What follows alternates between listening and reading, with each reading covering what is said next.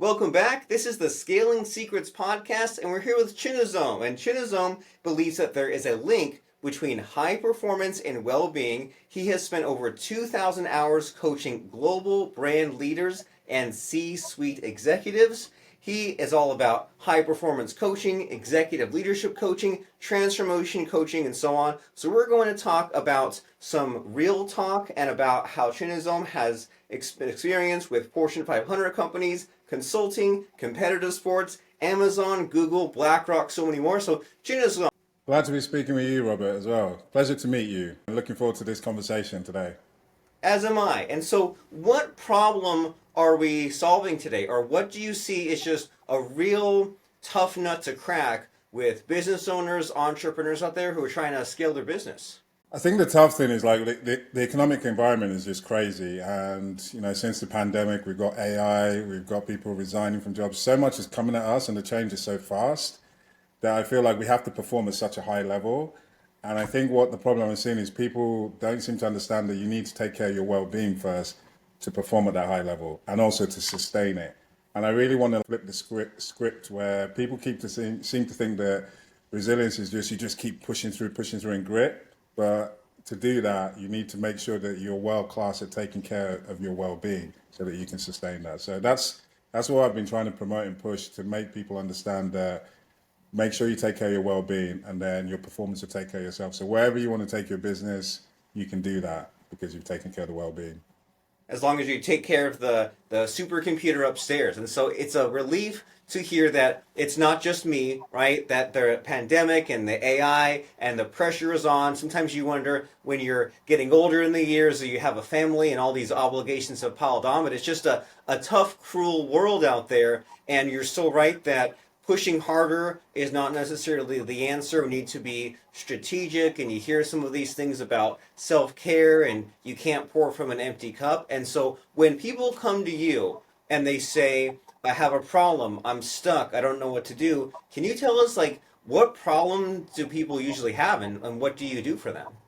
For me, it's usually, I seem to be drawn to people who are going through transition. So I think people have seen on my LinkedIn and stuff, I went through a lot of transitions. And I'm finding now is when people are trying to get to that next level, whatever that transition is, they come to me as soon as you're trying to get to that next level, all of a sudden your mind starts to play tricks on you. You start to think, oh, can I do this? Do I have it in me? So you start to question yourself automatically, which is not a great place to start from when you're about to be tested you've never tested before. So I really start to help people to update their identity. Because I think a lot of the time we're so busy going through trying to do things, we don't actually stop to think, oh, look at all the other stuff I've achieved. And if you update your identity, you can start to see that you do have the tools inside of you and you can come from a position of strength. So I call it uncovering your hidden talents. So I help people uncover their hidden talents so that they come from a position of strength. And then the big part is tapping into the inner wisdom, because I use the word spiritual, and some people think it's a dirty word, but when I say spiritual is we all have that knowledge inside of us of what good can look like.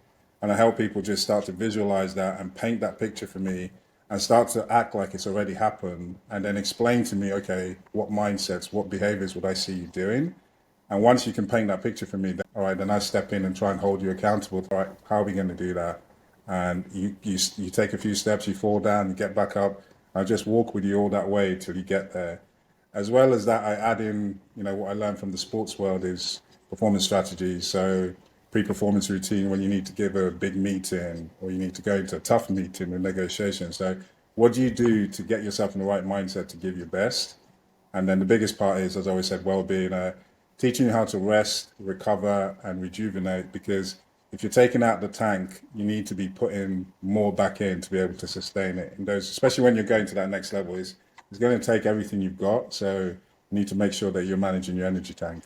Wonderful. And there's a lot of good information to digest there. And it's always great to kind of tap into some of that energy, that mindset of getting to the next level. Because what are the alternatives? Is a slow decline or staying in the same place? And neither of those sound very fun. And the way through of like increasing the mental muscle and being stronger and just achieving, like you said, it's going to take more than you've ever given before to get to that next level. And so it takes all these sort of tools at the same time. And so I like what you said there about something like, well, you've come such a long way. And I think that that's so true that if we look back at even like the way we used to talk, or like our Facebook page from 5 or 10 years ago, or the things we were posting or thinking back then, we've changed so much. Maybe we don't realize it in the day to day because we've been with ourselves this whole time, and there's just so much has happened, and it's easy to not give ourselves credit for those sorts of things and to not kind of rest and recharge. And so you mentioned there about, like, say someone's about to go into a meeting or some kind of a stressful situation, and you hear about the self talk and to not engage in the pity party and like anchoring, or like Tim Tebow does the getting in the state. And so tell us about this sort of problem that people have when they have to be completely switched on, and they're going into a situation where maybe all the negativity might be like knocking on the door, and they need to kind of get anchored, get in a state, get in a good place to perform at their best. So, like, what's that like, and what do you tell people? I mean, an example that comes to my head is someone I used to work with. Obviously, I'm going to change the names, but with this person, is this example was, they were about to go for a promotion, and they were at an event where so many people who were going to be judging them and making that decision were there. And then all of a sudden, negative voices came really full force. I think they ended up spilling a drink. The drink knocked everywhere, so that knocked their confidence as well. So the person literally had to take themselves into the car park and just to have just catch his breath. And then when he started breathing, he started doing power poses. So he needs to like tell himself that he's got this, he's done this before, and literally goes through a process of reminding himself all the times that he's come through things and why he was there. And then after doing the power pose, he kind of talks with I call it his alter ego, who tells him that, like a coach, you've got this, you go in there, this is why you're here, everybody there wants you to succeed. And then after he caught himself, he was able to go back in, and actually what he'd been telling himself in his head, it wasn't the reality, because he just knocked a drink over, that was it. People were still engaging with him, and he ended up getting the promotion. But if he hadn't caught himself in the moment, that negative voice would have just spiraled, and the event would have not gone as well as he wanted to. And that's an interesting observation that we all have that kind of negative voice that can sometimes creep in, and it's tempting to just try to ignore it or to just let it exist, and then by not confronting it, it eats away at you, and you sometimes believe those lies are true. And it seems like it's helpful to sometimes like take ourselves less seriously or have that sense of perspective.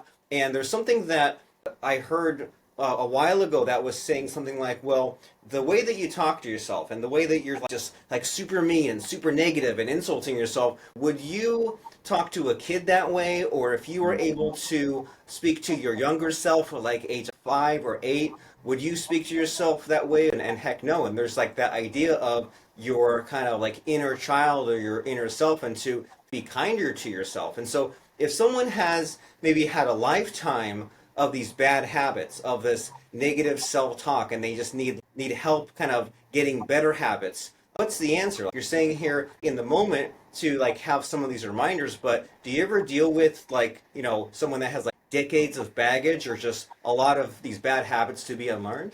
Yeah, I've worked with people who have had that way of talking to themselves. And I know, like, I don't know about yourself, but I know a lot of us, when we were growing up, we were always told to motivate ourselves, was like, that's not good enough, you need to do better. So we all kind of went through an education system where we have that all at the back of our minds, where I call it using the stick to motivate yourself, to like keep beating yourself up.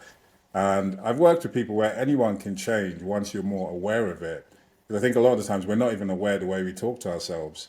So first of all, is actually get aware with the voice you're using, and then ask yourself, would you do that with your friend? And I love what you said about finding the inner child, because for me, I'm now a parent. I've got a son and a daughter, and I have to be very mindful how I talk to them, especially if I'm tired and they've done something. And so I'm thinking, okay, the way I talk to them, that's the way you should be talking to yourself. You should be kind of cheerleading yourself. And Something that people are not used to doing is when I said updating your identity, celebrating when you have successes. Because a lot of the time, what I find with people, we're very like we have the success. We're like, "Okay, what next? Move to the next one." But then when we have something that goes wrong, oh my God, we will, we'll go round and round and beat ourselves up. But trying to change that and like celebrate the success and start to cultivate a habit every day. What did you do well? What went well? Like give yourself a chair. And slowly, if you do that every day, you can start to change that voice. And the big part is it becomes muscle memory. Because when something goes wrong, that's when the negative voice really takes in. But if you've actually built that muscle memory to like, okay, it didn't go well, it's not the end of the world, step back from it, and talk to yourself like you talk to your kid, then you can start to actually change that voice. The same way we got the negative voice is the same way we can get the positive voice, just day by day, being aware of it and changing it. Wonderful. So we need to be asking ourselves what went well, especially because the natural tendency is to really be really down on ourselves when things go really badly, and if something goes right, we definitely don't give the same energy in the other direction as we probably should. And to get this muscle memory and to get this habit, and so you're reminding me here that when I talk to my wife, especially, I used to only speak to her if I had a problem, if something was bothering me or upsetting me. And then maybe the last couple of years, I've told myself, be more positive and to like even if it takes a little bit of thinking be like here's a list of all these good things that happened today, and it seemed like we get along better just by being positive and to just deliberately, and it doesn't even, like you said, once you get the habit, it doesn't take that much extra time to just think of like, okay, well, this was pretty good and that was pretty good, and next thing you know, you're listing 5 or 6 things that like were great about the day that happened. And so it's great to hear about some of these kind of transformation that you've helped people with, like these sorts of before and afters. And since this is the Scaling Secrets podcast, do you have anything to share with us about either like you scaling your own business or you helping someone else with this whole scaling problem? Because it can be scary, it can be a lot of ups and downs. So, what do you have to share with us today about scaling specifically? I think for scaling, I think if I'm now working with a CEO of a company and they're coming in, they have a vision of what they need to do, and they don't have a lot of time to do it. So I'm thinking from that point of view is really getting your CEO to kind of, or the person, if you're in a business, to start firstly working on yourself. So updating your identity. So make sure that you've actually updated your identity, the person you are now. So celebrating all your successes and telling yourself why you're the best person for this job. So uncovering your hidden talents. So once we do that, and then we're starting from a position of strength, then the big part is your vision, really starting to paint that picture of what is success going to look like in a year's time, painting that picture of what mindsets, what behaviors, and also how are you going to communicate that? Because you have to go and you got to go and hire people. You're going to have to go and sell your vision to people. So really working on how do you communicate that vision to everybody, and then having your performance strategies, because no matter what you like, if you're going to that next level, you're going to have top business pitches you're going to have to make. You're going to have to go to conferences, engage with people.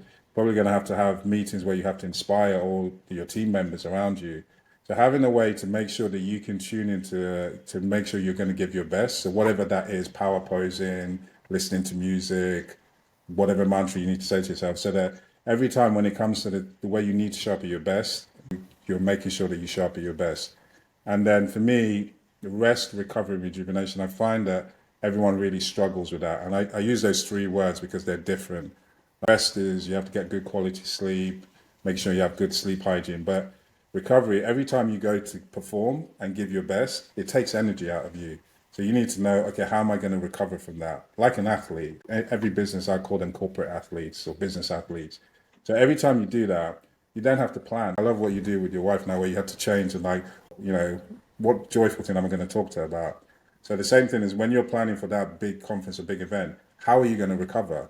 What are you going to do next to recover and feel back the energy tank? Because guess what? There's something else that's going to come, and we need to make sure you have that energy to perform at your best again and again. So really focusing on how do you recover, and then rejuvenate is the things that give you joy, and also reminding yourself why are you even doing this. because there's a certain activities where you need to remind yourself why you're doing this, and then also you need to just have some fun to just fill the energy tank as well as on top of the recovery. So I think you need to get world class at doing all three of them, especially if you're trying to scale your business, because in this environment where things are changing so much, yeah, you need to be a master of those things as well to perform.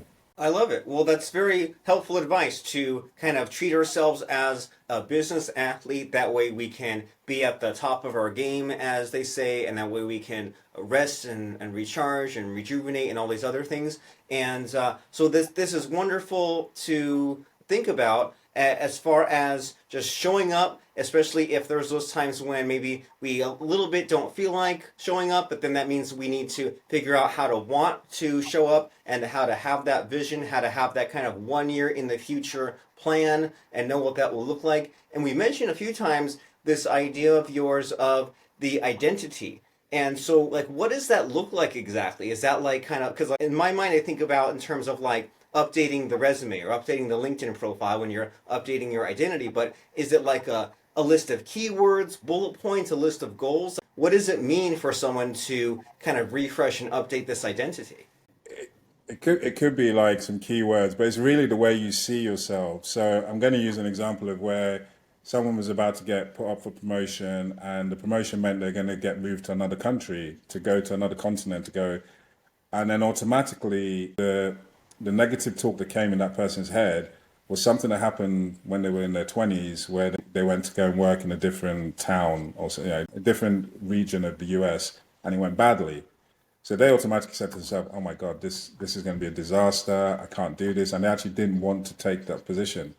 So what I mean by identity is this person is still operating from something that happened in your 20s, whereas actually now this person was already in mid 35 and they'd had so much success.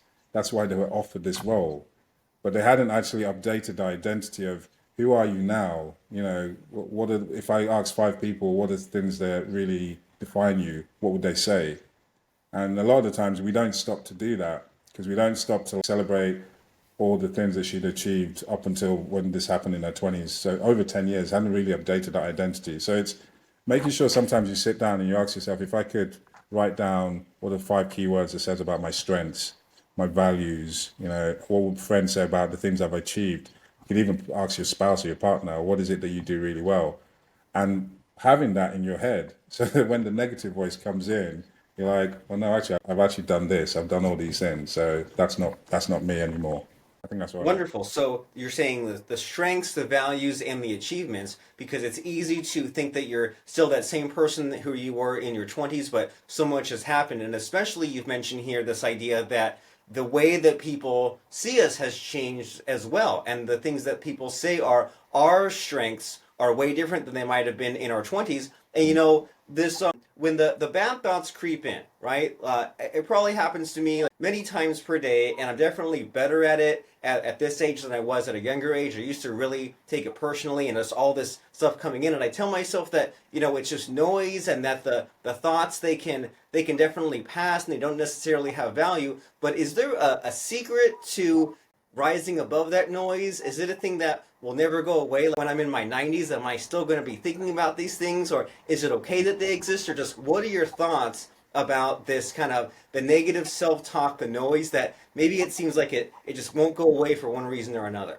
Unfortunately, Rob, I think it's always going to be there because it's just part of our brain. It's the way that our brain works. And sometimes there's a part of our brain that's trying to keep us alive, and that's a good thing because we want to stay alive till we reach 90. So I don't think it's ever going to go away. But I love what you just said, that it used to be worse when you were younger, but you started to learn that sometimes the thoughts are just thoughts. You know, you don't have to actually do what they say. So it sounds to me like you're getting better at giving yourself some space from those thoughts. Well, right. I ask myself, like, what is even the point of this? Like, pursuing these thoughts, will it really benefit me or accomplish anything at all? And when I know, I think, well, then that does not have value. So yeah, I love that, and I think I'm hoping by the time we get to 90, as we start to get older, we start to get a bit more familiar with the way our brain works and the positive and the negative, and then we can see the thoughts and just start to create a bit of space from them. And then I think that's if you can create some space from your thoughts, then that allows you to engage with them intentionally. And I feel that's the best we can ask for because we can't shut the mind off completely. But I feel Mindfulness practice is a big thing. I'm really into that, where just carving out some time, even if it's 5 minutes a day when you're having your cup of coffee or cup of tea, whatever it is, to just see the mind, see the thoughts going on, and then check in with yourself with how you're feeling, and then that should help. I think that's the best we can do. Then we can engage with the thoughts the way we want to, instead of the thoughts just beating us around and pushing us around and making us do things that we don't want to do. That's a nice visual that we have that space, that distance from our thoughts. That way they don't just push us around. That way we can kind of look at them from a distance and say, well, is this logic or is this emotion going to help me or hurt me? And that way we can choose how to react and we can kind of choose what to think and what to do, and we're not just at the mercy of all this randomness coming in. And as you said, it's something that we, as we get to know ourselves better over the years and the decades, maybe we'll get a better handle on this. And so in all of your journeys and your travels, right, all of your accomplishments and what you've done and what you've helped others do, is there anything that comes to mind as far as the surprises? Has there been anything that just has really like shocked you or been unexpected in your journey? Shocked me. Let me think about this one. Yeah, I think listening to what you said, I've been through transitions. I went through a huge transition in 2019 when I came over with my wife when she was 6 months pregnant. I didn't know what I was going to work, and it was such a crazy thing to do. And I thought, okay, once I get through this, everything will be stable and plain sailing. And my daughter came along, not as not as crazy as the transition with my son, but it's just made me realize that life is always going to be, I call it like whitewater rafting. So I've started to realize you just need to get used to the rapids, the waters, the wave getting knocked over, because you're never going to reach this bit where, okay, I've cracked it. You know, I've got this code, and now I'm always going to be zen and happy and peaceful. So coming to that realization that if you want to live a good life, actually do things that you care about, you need to be willing to come out the boat. Your boat you're in is going to get capsized because the water's coming at you, whether you like it or not. So getting used to getting comfortable that you're going to find yourself on your ass sometimes. You're going to find yourself, flipped upside down. Try not to panic about that and just thinking, okay, it's just water. We're gonna get back up, and so that you can take the good and you can take the bad at the same time. I love it. And that's motivating as far as just rising to the occasion. They say all these things like tough times don't last, but tough people do. They say don't wish it was easier, wish you were better. And so all of this advice that you're giving has been just very helpful and encouraging as far as us being the people that we need to be in order to be these wonderful people and business owners and people who scale and grow businesses. And so if someone was listening to our conversation today and they're really impressed by your advice and they want to know more about you and what you do and these services you provide, what's the next step? What's the call to action? Call to action is, I would really love you to go and buy my book. So if you just go to Amazon, it's on there, Real Talk. Buy the book, and also please visit my website. It's www.dreamcatchersperformance.com, all one word. Then on the website, you can see different workshops that I'm doing. So I think I'm doing one December the 6th on rest, recovery, and rejuvenation. So I realize the Christmas period is coming up. So that's obviously, well, we've got Thanksgiving, then we've got Christmas. And I find that's when people tend to, like, by January we're burnt out. So I want to actually give to people a toolkit that you can start getting good at that. And please visit my LinkedIn. My LinkedIn has got a lot of information. I'm constantly posting on there. I also have my own podcast on Spotify. So it's called Real Talk Podcast. On my website, you should be able to find it. So yeah, connect with me on LinkedIn, go onto the website, and please buy the book. It means a lot to me. Wonderful. So we have those resources there. We have the website, we have the book, and we have the podcast. So that way you can take the next step, and without you've gotten sort of a sample of Chinnizom and what he's all about on this show, now you can jump off and kind of dive deeper and get kind of that ongoing help that you need, because it's all out there, right? There's so many podcasts and so many YouTubes out there. And so if you're not actively curious and looking and seeking for some of these solutions to your problems, that way you can get a better handle on your mental state and your peak performance and be the person that you know and you can should be, then you really need to look into some of this stuff. And so one more time to make sure that we have the website URL. What's that again? www.dreamcatchersperformance.com.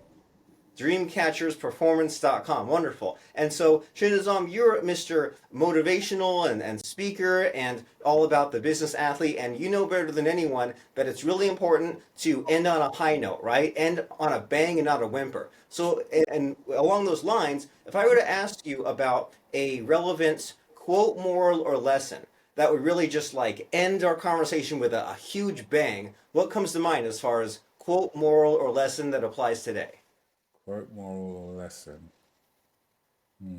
I think the lesson, I'm going to go with a lesson because I don't have a good enough quote in my head, but I think the lesson is to don't get left by, like when you see something happening, don't get left behind, like make sure you're involved in it. And for some reason, AI is coming into my head because when you said talking about businesses, and I know a lot of people are thinking, oh, AI is going to be really bad. It's going to be really, it's going to just change everything. The machines are going to take over. I don't know whether the machines are going to take over, but I do know that the AI, as a business owner, when you start getting on top of what the AI can do for you, it can really take your business to the next level because you can just do so much with such a small team.